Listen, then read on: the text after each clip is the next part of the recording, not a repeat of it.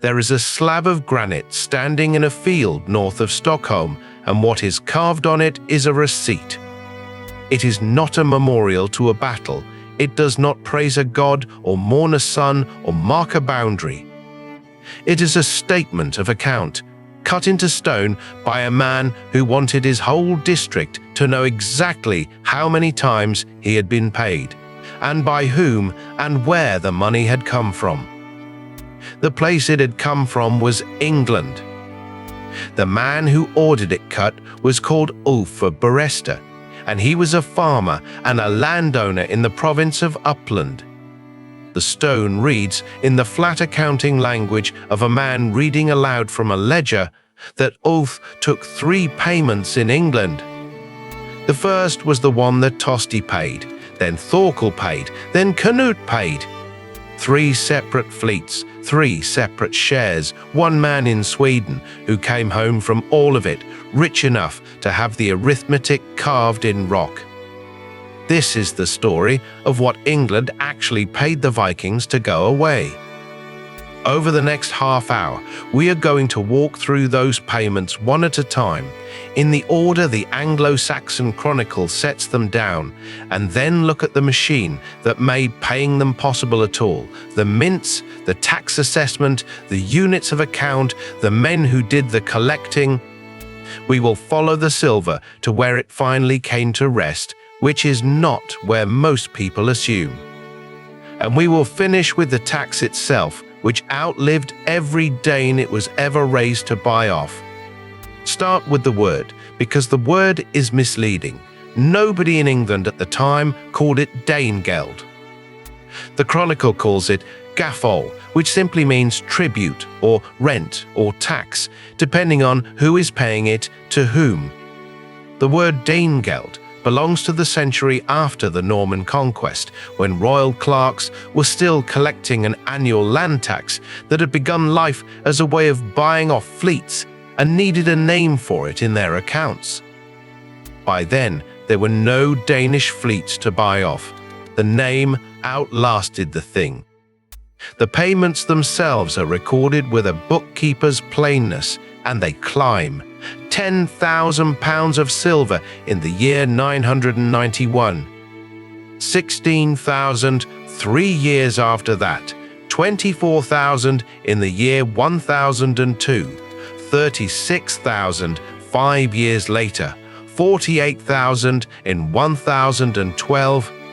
And then, after the country had changed hands entirely, a single levy of £82,500. 6 numbers, 27 years, and every one of them larger than the last. Those figures need translating, because a pound in this period is not the pound in your pocket. A pound was not a coin at all, but a weight of silver, and that weight was struck out into 240 pennies. So the first payment the Chronicle records is £10,000, which means 2,400,000 individual silver coins, each one struck by hand between a pair of iron dies. The last of them, the 48,000, means 11.5 million coins. There was no larger denomination. There was nothing to write a check on. Somebody had to count it. And here is the question this whole story comes down to, so put your answer in the comments before you hear mine. Was paying the Danegeld a failure of nerve, or the only sensible move available to a king with no standing army? It is not a rhetorical question. Historians who have given their working lives to this period disagree about it in print, and they do not disagree about the facts. Everybody accepts the numbers. The argument is entirely about what the numbers mean. See whether you still think the same thing by the end. Start with the king. Everyone remembers for refusing to pay because he did not refuse. Alfred, King of Wessex, is remembered as the man who beat them, and he did beat them eventually. What is less often said is that before he beat them, he bought them twice, and that the buying is what made the beating possible. The pattern that Ethelred is condemned for a century later was set by the one Anglo-Saxon king whose reputation has never needed defending. The army that forced it was not a raiding party. In the autumn of 865, a force the Chronicle calls the Great Heathen Army landed in East Anglia, and the significant thing about it was that it did not go home for the winter. Raiding fleets came in summer and left with what they could carry. This one wintered, took horses, and moved inland.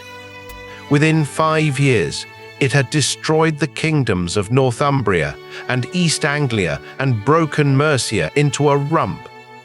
Wessex was the last English kingdom standing, and in the first year of Alfred's reign, it fought 9 engagements and lost most of them. So Alfred made peace, which is the Chronicle's polite formula for handing over money. He did it in 871 in his first year, and there is no shame recorded anywhere in the entry. He did it again at Wareham 5 years later, and the Danes took the silver, swore an oath on a holy ring, and broke it inside a fortnight by riding for Exeter in the night. That is the strongest single argument against paying, and it was demonstrated to the English inside a decade of them starting. Then came the winter that nearly ended it. In January of 878, at Chippenham, the Danes attacked during the 12th night holiday when nobody campaigns, and Alfred was driven into the marshes of Somerset with a handful of men. He spent months at Athelney, in what was effectively a swamp, running a kingdom that consisted of an island. In May, he came out, called the levies of 3 shires to a stone at Egbertstone and one at Eddington. Guthrum, the Danish leader, was baptized at Alla with Alfred standing as his godfather. What followed is the part that matters here. The treaty between Alfred and Guthrum drew a line up the Thames, along the Lea, to Bedford, and then along the Ouse to Watling Street, and it did something more interesting than divide the map.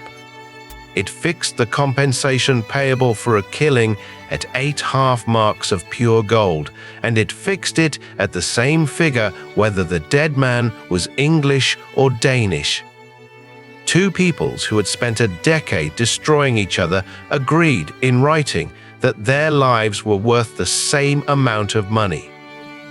Then Alfred spent the peace on concrete. He built a network of fortified places called burhs, positioned so that no part of Wessex was more than a long day's ride from one. And because this was a tax state and not a warband, the whole scheme was written down and costed. The document is known as the Burgel Hidage, and it lists 33 fortified sites with a number attached to each, the number of hides of land assigned to garrison and maintain it. A hide was not an area, it was a unit of tax liability, the notional land needed to support one household. The document sets out its arithmetic in a single sentence. If every hide is represented by 1 man, then every pole of wall can be manned by 4 men. A pole is 5.5 yards. So 16 hides for every pole of wall, 4 men standing on each pole, and from that one ratio, you can calculate the garrison of any burh in the list or work backwards from the garrison to the length of its walls. Archaeologists have done exactly that at Winchester and Wareham and found the figures accurate to within a few percent. The hides listed across the whole document come to 27,071. That is the assessed tax base of southern England, written out as a number more than a century before the Norman conquest. It is worth pausing on how unusual that is. Most European rulers in the 9th century could not have told you how many men their kingdom owed them, because nobody had ever written it down in a form that could be added up. The English could, and the reason they could is the same reason they were able to pay, To hand over 10,000 pounds of silver, a country first has to have 10,000 pounds of silver in a form it controls. That is a far harder condition than it sounds. It is no use having wealth in cattle or in land or in a bishop's plate, because the man on the beach with the fleet will not take a promise and has no way to value a herd. He wants weighed silver, and he wants it now. What England had, and almost nobody else in Northern Europe had, was a national coinage. The English penny of this period is one of the most tightly managed currencies in medieval Europe. Every coin carries 3 pieces of information: the king's name, the moneyer's name, and the town where it was struck. That is a signature and an address stamped into every unit of money in the kingdom. If a coin came out light or debased, the authorities knew precisely which workshop in which town to visit, and the penalties for a moneyer who struck bad coin were physical rather than financial. At its widest, the system ran to something like 70 mints. Not 70 in a capital city, but 70 scattered across the country, in places as small as Cadbury and Sisbury, so that no shire was far from one. The dies themselves were not cut locally. They were cut at a small number of centres and issued outward, which meant the design of the coinage could be changed nationally by a single decision and enforced by simply refusing to issue any more of the old dies. That control enabled a mechanism worth understanding, because it is where a lot of the money came from. Roughly every 6 years, the entire coinage was called in and reissued to a new design.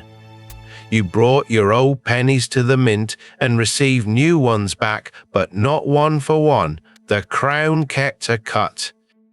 In effect, the country ran a periodic, universal levy on the whole money supply, collected without a single tax demand being sent to anyone, and it did so on a rolling schedule for the best part of a century.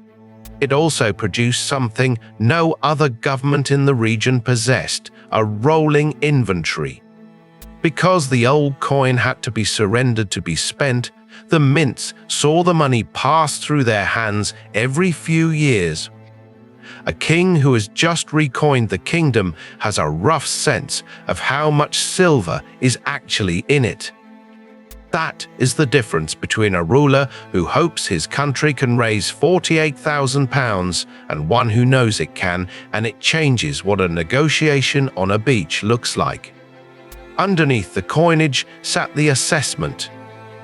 Land was rated in hides for the purposes of tax, and the rating was traditional rather than surveyed, which meant it was already there in the memory of every shire before anybody needed it. Above that sat the machinery to collect it. Shires divided into hundreds, each hundred with its court, each shire with a reeve answerable to the king. When a national levy was announced, it was not invented on the spot. It was pushed down a structure that already existed for other purposes and was used to being obeyed.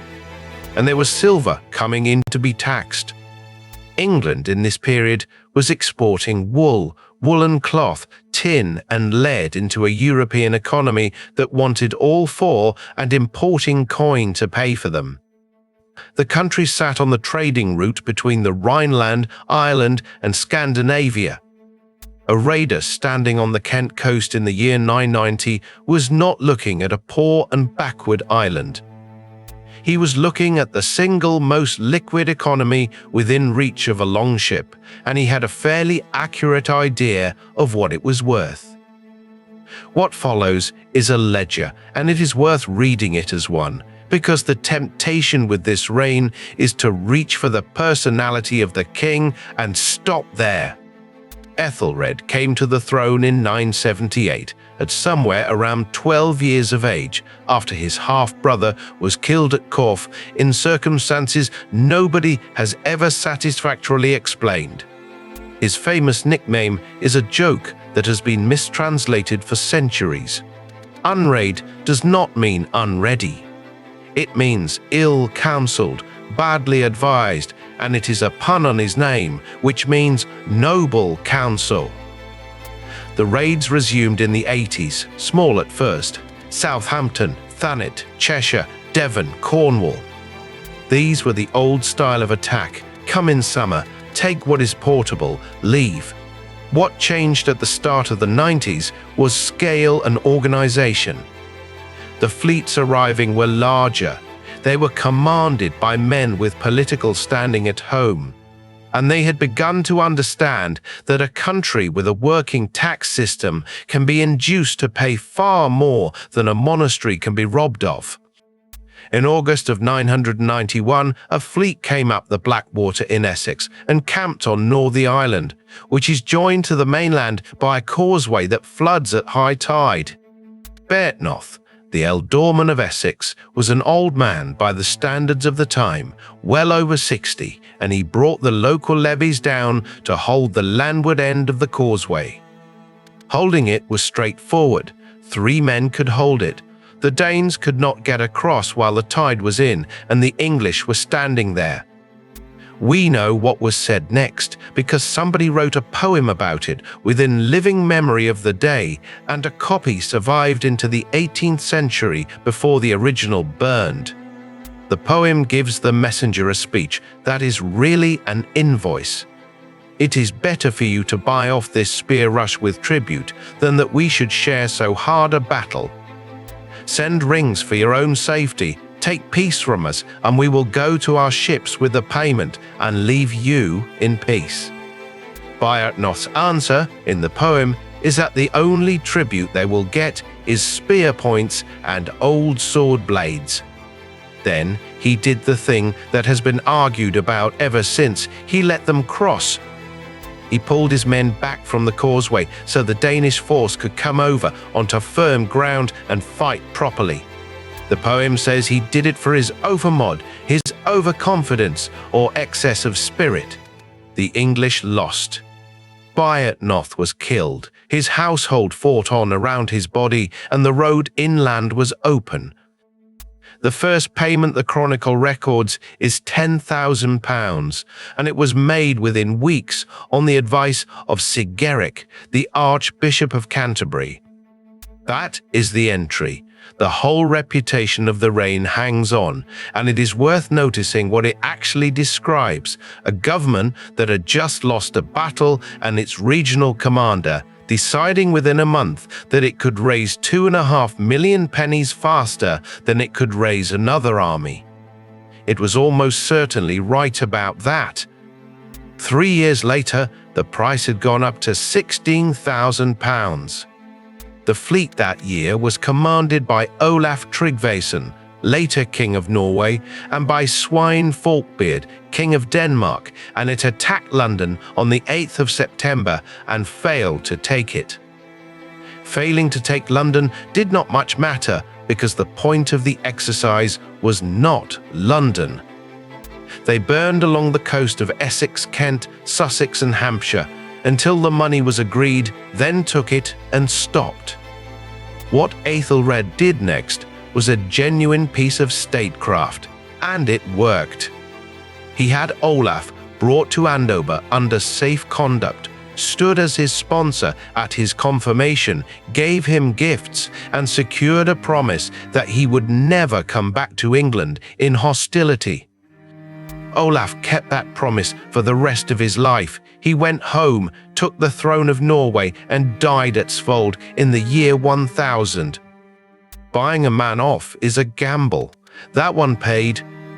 Svein Forkbeard was a different proposition, and the money did not settle him because he did not want money. He wanted the country. The distinction runs right through this story, and it is the single most useful thing to hold on to. Tribute works on a man who intends to leave and does nothing at all to a man who intends to stay. Every payment in the ledger is a transaction with somebody, and the entire question is which sort of somebody it was. The figure agreed in the year 1002 was £24,000, and the same year produced the worst decision of the reign. On the 13th of November, St. Brice's Day, Athelred ordered the killing of Danish men living in England on the stated grounds of a plot against his life. How widely the order was carried out is disputed, but it was carried out at Oxford, where people took refuge in a church, and the church was burned, and we know because the king himself said so 2 years later in a charter paying for the rebuilding. Swine's sister is said to have been among the dead. Oh! The army that came in 1006 was bought off for 36,000, and the manner of it tells you how confident the Danes had become.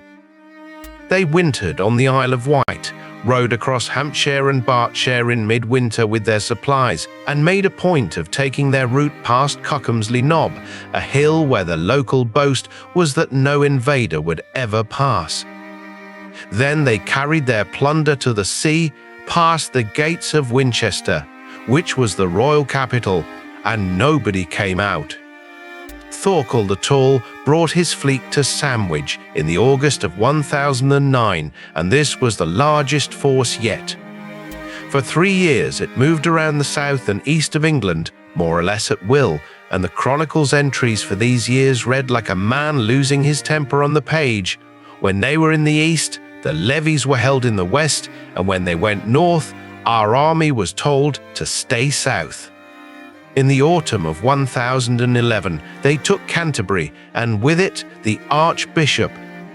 The ransom asked for the archbishop was £3,000. Aelfheah refused to allow it to be raised. He would not let his tenants be taxed to buy him back, and he said so, and he was held for 7 months while the money was not paid. On the night of the 19th of April, he was killed in the camp at Greenwich by men who had been drinking, and the sources agree that Thorkell tried to stop it and offered everything he owed except his ship to save him.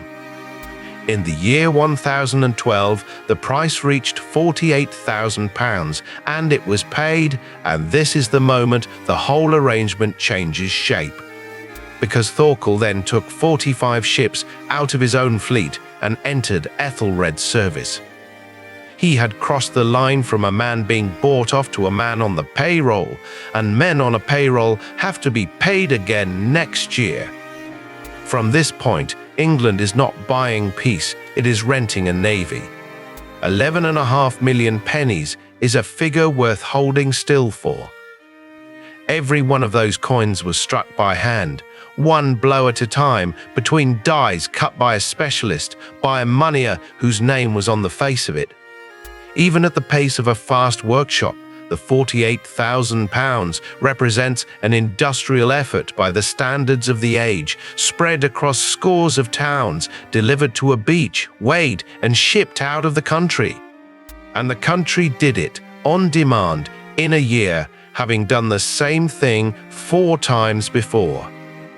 Then, in the summer of 1013, Swine Forkbeard came back and did not ask for money at all. He landed in the Humber, took the north, took the Midlands, took Oxford and Winchester, and by the end of the year, London had submitted and Ethelred had taken ship for Normandy. Swine was King of England for 5 weeks. He died at Gainsborough in February. The English promptly invited Ethelred back on written conditions, and the war began again with Swine's son. Which brings us to the thing that actually mattered, and it is not any single payment. In 1012, to keep Thorkell's 45 ships and their crews, England began levying an annual tax. It had a name of its own, the Herregeld, the army payment, and it was collected every year on the assessed hides of the kingdom. A tribute is a bad year. A tax is a system. Once the assessment exists and the collection works, the reason it was introduced becomes almost irrelevant. Shine, tight, had taken the whole country by the end of 1016, after a year of campaigning against Edmund Ironside that ended at Ashington in Essex, and then in a division of the kingdom followed a few weeks later by Edmund's death. Cnut was about 22. He had inherited a functioning English state with a functioning tax machine, and the first thing he did with it was use it on the people who had built it. The figure the Chronicle gives for the following year is £82,000 and 500 more, raised in one levy to pay off the fleet that had brought him. That is a single payment larger than the previous four combined, taken from a country that had already been paying an annual army tax for 6 years and had been fought across for a generation. It is the strongest evidence there is for how deep the English tax base actually went, and it was raised by a man who had every reason to find the ceiling. London paid £10,500 of that on its own, one city 1/8 of the entire national levy. That figure is the best single measure we have of what London had already become by the year 1018, 200 years before it had a Lord Mayor worth the name. It also explains why every fleet in this story circles London, and why London is the one place that keeps refusing to fall. Then Cnut did the sensible thing, which was to stop. He paid off the great fleet and sent it home, keeping 40 ships on wages, and he governed England as an English king with English advisors, English law, and English coinage. The recoinages continued. The mints kept working. A man who had won the country by force spent the rest of his reign being extremely careful with the institutions he had captured, because he could count and he could see what they were worth. One thing before we go on: if you subscribe, it genuinely helps this channel keep going, and there is a new piece of British financial history every single day. What follows is the part of the story nobody tells, which is what happened to all that silver after it left the beach, and how we know the Chronicle was not exaggerating. Edward the Confessor abolished the herregeld in 1051. The Chronicle notes it as good news in the way that a paper notes the ending of a wartime tax, and adds that it had been paid before all other taxes and had been a burden on everybody. It had run every year since 1012. 38 years is not an emergency measure by any reading. A child born the year it was introduced could have paid it in his own name, seen his own children born, and still been paying it. And even then, the underlying tax did not die. The assessment in hide survived, the collection machinery survived, and within a generation, a Norman king was using both. The Domesday Survey of 1086 is, among other things, a geld book, a record of who holds what land, rated in hides, so that the tax can be levied on it accurately. 2 years before that, William had taken a geld at 6 shillings on the hide, which contemporaries called the heaviest anyone could remember. Follow the coin, because the coin is the part of this that survives, and it settles an argument that the written sources cannot. Chronicles exaggerate.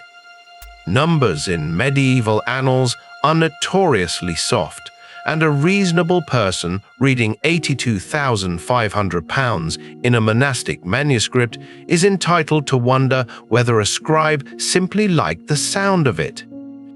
The coins are not soft. They are in the ground, they can be counted, and they can be read. Something close to 40,000 English coins of this period have been recovered from Swedish soil, the great majority from the island of Gotland, with more from Uppland and the mainland.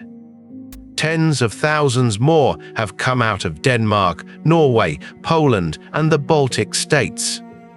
The single richest source of surviving pennies of Ethelred II is not England. It is a Baltic island 600 miles away, in hoards buried in the ground by farmers, alongside Arabic dirhams and German pfennigs and cut-up fragments of silver jewelry. There is a neat reason why more of his coins survive there than here, and it is the recoinage. In England, the pennies kept being called in and melted down and struck again every few years, which is precisely what a well-run currency does to its own history. Silver that left the country stopped being money and became metal. It was buried, hoarded, cut up for weight, and never recalled by anybody, so it sat in Scandinavian soil for 1,000 years, waiting for a plough. England has its own hoards, and the largest is spectacular. The Quairdale hoard, turned up by workmen repairing the bank of the Ribble in Lancashire in 1840, held around 8,600 items and something like 40 kilograms of silver, coins, ingots, arm rings, and a great deal of hack silver, which is exactly what it sounds like, jewelry chopped into pieces to make up a weight.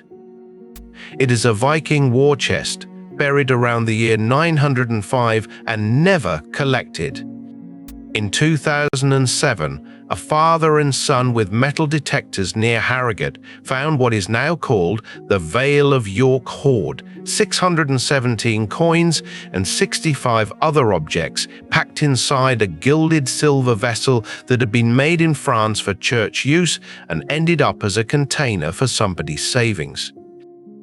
Anglo-Saxon coins, Islamic dirhams, a coin from Samarkand, Frankish silver, Irish arm rings, one pot, 3 continents, one working economy. The vessel had been packed with care, wrapped in lead sheet to hold the contents together, which tells you the owner expected to come back for it. He did not, and the field was ploughed over it for 11 centuries. It was valued at a little over £1 million, a figure the man who buried it would have grasped immediately, since he had gone to some trouble to turn his share into portable weight. That is what the hoards prove, and it is worth stating plainly. The silver moved. Not as a literary flourish in a chronicle, but physically, in weight, out of English mints and into Scandinavian ground on a scale that shows up in the archaeological record of an entire region. 2 independent bodies of evidence, one written by monks in England and one buried by farmers in Sweden, agree with each other. That is about as solid as anything in early medieval history gets. And the silver did something when it arrived. Scandinavia at this point ran a weight economy rather than a coin economy. What mattered was the metal, not the face on it, which is why so much of it is chopped up and why traders carried folding balances. A returning man with a share of an English payment could buy land, buy a shiv, buy followers. He could fund a claim. Several of the political consolidations of 11th century Scandinavia were, in part, financed by English taxpayers who never knew they were investing. Which is where Ulf's stone comes back. There are around 30 rune stones in Sweden that mention England, and they are not poems. They are property records and inheritance claims put up beside roads where people would see them. One at Vasta Jarnberga records a man who died in England. Another at Yttergård records the payments. The stones cluster in Uppland, in the same districts that produce the hoards, and they say the same thing. The coins say in words rather than in metal. The Yttergård stone gives the account in full, in the flat language of a man reading aloud from a ledger. Ulf took 3 payments in England. The first was the one that Tosti paid, then Thorkell paid, then Cnut paid. 3 named paymasters in sequence, which is why historians can date the man's career from a rock in a field. Thorkell's payment is the 48,000 of 1012, and Cnut's is the 82,500 of 1018. There is a second stone nearby, raised by the same family, which is how we know the farm the money went to. The English tax rolls that produce those 2 figures are long gone, burned, or rotted, or simply never kept. The receipt is still standing in a field, legible 40 generations later. So we come back to the question this whole ledger exists to ask: was it a failure of nerve or the only sensible move available? Take the case for paying first, because it is stronger than its reputation. Every payment bought time, and time was the scarce commodity. England had no standing army. The levy was farmers who had to be called out, fed, and sent home for the harvest, and it could not be kept in the field through a winter without wrecking the following year's food supply. A fleet, by contrast, could stay indefinitely because it lived on what it took. That asymmetry is the whole military problem of the reign, and no amount of courage solves it. Against a force that can winter on the Isle of Wight and ride out whenever it likes, a defender has 3 options: beat it in the field, which is a coin flip, garrison everywhere, which is unaffordable, or buy it off and use the interval. Between 991 and 1013, England did the third and stayed a functioning kingdom for 22 years. The case against is equally plain, and it is the one Kipling made. Each payment demonstrated to every ambitious captain in Scandinavia that England paid, and the sum went up every time, because it was a market, and the market had learned the price. Worse, the money was capital. A commander who took £16,000 home could equip a bigger fleet with it and come back. In a real sense, the English taxpayer financed the escalation of the attacks against him on a rising scale for a quarter of a century. Both of those are true at once, which is why the argument does not settle. What can be said is that the English were not doing anything unusual. Across the Channel, the West Frankish kings had been buying off Viking fleets for a century and a half, with payments recorded at Paris and on the Seine and the Loire, some of them enormous. Paying was a standard instrument of statecraft in 9th and 10th century Europe, used by everyone with the means. What made England different was that England could always find the money. And that points at what actually failed, which was not the treasury, it was command and loyalty. In 992, a fleet was assembled at London to trap the Danish ships, and Alfred, one of the ealdormen, warned the enemy and then deserted to them. In 1016, Eadric Striona, the ealdorman of Mercia, changed sides twice inside a year, and at Ashington he pulled his men out of the line in the middle of the battle. No tax system survives that. The money was never the weak point. Kipling wrote a poem about this in 1911, and it is the reason most people have heard the word at all. It is written as advice from a father to a son, and its conclusion is the line everybody quotes, that if once you have paid him the Dane geld, you never get rid of the Dane. It is very good verse, and it is decent politics, written by a man arguing about naval estimates in his own decade. It is not, however, a description of what happened, because the Danes did stop coming. Cnut ruled England for 19 years, and his sons for 7 more, and the raiding ended not because anybody stopped paying, but because the country was absorbed into a North Sea empire and there was nothing left to raid. and the tax that had been invented to buy them off carried straight on through the change of dynasty, through Edward, through the conquest, into the reign of a Norman king who used it to fund garrisons against the descendants of the men it had once paid off. The Danes eventually stopped coming, and the tax did not stop with them, and that is the real inheritance. England came out of this period with two things that most of its neighbors did not have: a currency the crown could manage nationally, and a tax on land that the crown could levy nationally, both of them tested to destruction by a century of emergencies. Every later English financial instrument, from the medieval subsidy to the land tax that funded the wars of the 18th century, is built on that foundation, which suggests a different way of reading the whole ledger.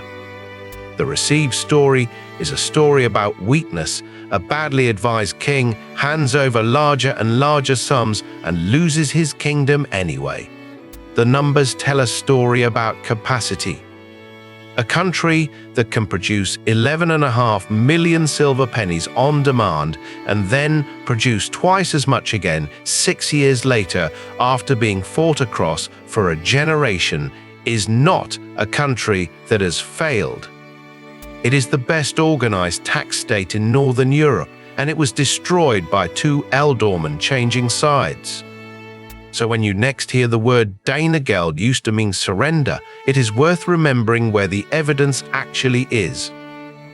It is in a field in Uppland, on a stone raised by a farmer who wanted it known that he had been paid 3 times by 3 different men out of the same English treasury. He was not commemorating a conquest. He was commemorating the reliability of the payer, which is the highest compliment one economy has ever paid another.